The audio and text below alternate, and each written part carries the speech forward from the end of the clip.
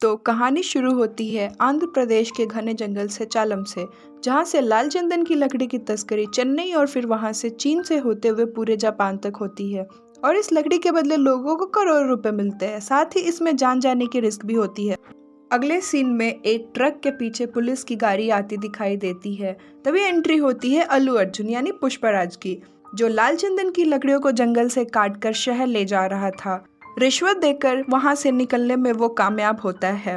अब 1 साल पहले की सीन दिखाई जाती है, जहां पे पुष्पा को एक मजदूर की तरह दिखाया गया है और वो अपने मालिक के रौब की वजह से नौकरी छोड़ देता है, क्योंकि पुष्पा को पसंद नहीं था कि कोई उसे ऑर्डर दे, और पैसे कमाने के लिए वो हर रिस्क लेने को तैयार रहता है, जहां उसे दिन के 1000 रुपए मिलने वाले थे और साथ ही इसमें जान जाने का खतरा भी था।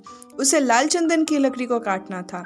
अब एंट्री होती है एक पुलिस की, जिसका नाम गोविंद है और उसे स्मगलर को पकड़ने में एक्सपर्ट माना जाता था। एक दिन जंगल में लकड़ी काटने के समय सारे मजदूर पुलिस की आवाज़ सुनकर भागने लगते हैं। तभी पुष्पा कुछ ऐसा करता है जिससे पुलिस को लकड़ी का पता नहीं लगता। अब मज़ेदार बात यह है कि पुष्पा ने उन लकड़ियों का क्या किया था।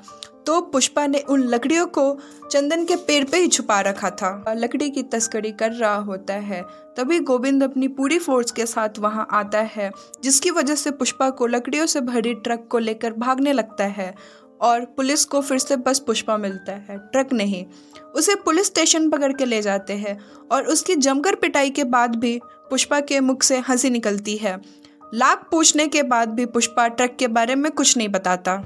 उसकी बोलती बस एक जगह बंद होती थी, जब कोई उसे उसके पिता के बारे में पूछता। फ्लैशबैक में पुष्पा की बचपन की सीन दिखाई जाती है, जिसमें पुष्पा की माँ जिस आदमी से प्यार करती है उससे उसकी शादी नहीं हो पाई, जिससे सारे लोग पुष्पा को नाजायज समझते थे।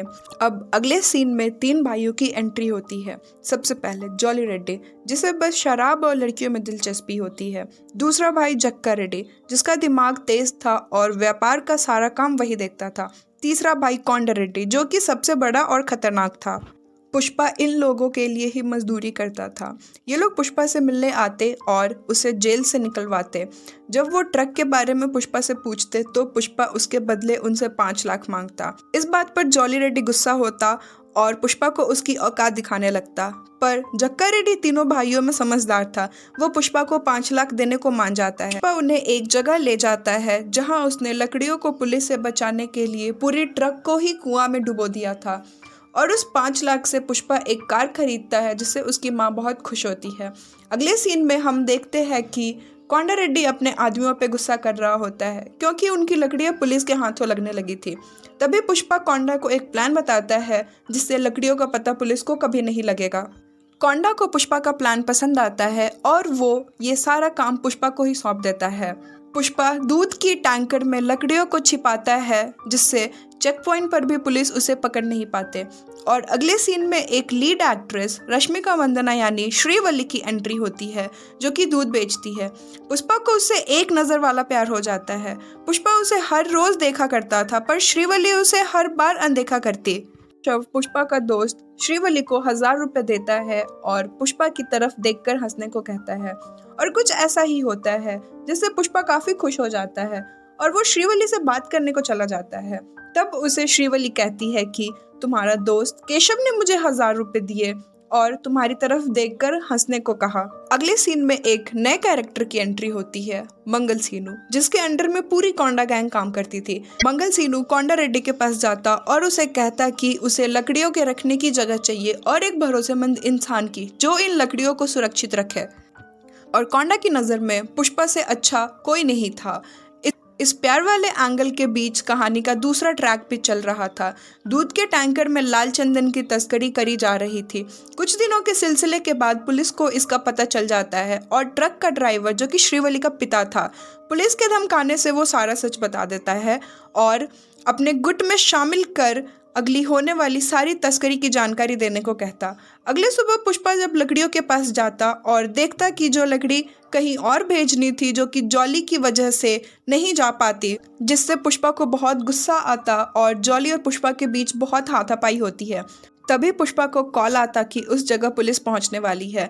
तब पुष्पा केशव को कुछ पैसे देता और उसके कान में कुछ कहता और सारी लकड़ियों को नदियों में बहा देता है और केशव डैम वाले को पैसे देकर डैम बंद करवा देता ताकि लकड़ियां आगे बह ना जाए। और एक बार फिर पुलिस को लकड़ियों का पता नहीं लग पाता। को जब पता लगता कि मंगल सीनू 1 टन लकड़ियों के बदले 25 लाख देता है और इन लकड़ियों को चेन्नई बेचकर 1 करोड़ कमाता है, वो ये बात कोंडा को जाकर बताता और कोंडा उसे मंगल सीनू के पास जाकर पैसे बढ़ाने को बात करने को कहता, क्योंकि कोंडा खुद जाने से डरता था कि कहीं उसका व्यापार बंद न हो जाए। जब पुष्पा मंगल सीनू के घर जाकर बात करता तो सीनू पैसे बढ़ाने से मना कर देता और उसे डराने की कोशिश करता है, लेकिन पुष्पा बिना डरे उसके फोन से ही चेन्नई में मुरुगन को कॉल करता और उसे लकड़ियों को खरीदने का ऑफर देता। यहीं से दुश्मनी की शुरुआत होती है।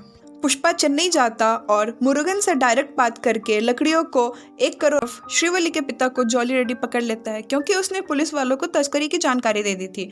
श्रीवली उसे बचाने आती है, तब जॉली उसके साथ 1 रात बिताने को कहता है, जिसके बाद वो उसके पिता को छोड़ देगा। श्रीवली ये बात पुष्पा को काफी दुखी होकर कहती और बताती कि वो भी पुष्पा से प्यार करती है। पुष्पा उसके पिता को बचाने के लिए जाता, तभी पुष्पा की जॉली से खूब लड़ाई होती है, जिसमें पुष्पा जीत जाता है और इस बात की खबर कोंडा को नहीं होती है। कोंडा इस बारे में केशव और पुष्पा को बात करते सुन लेता है। कोंडा रेड्डी पुष्पा के साथ कहीं जा रहा होता है, तभी वो पुष्पा के चेहरे को ढककर उस पर अटैक करवाता है।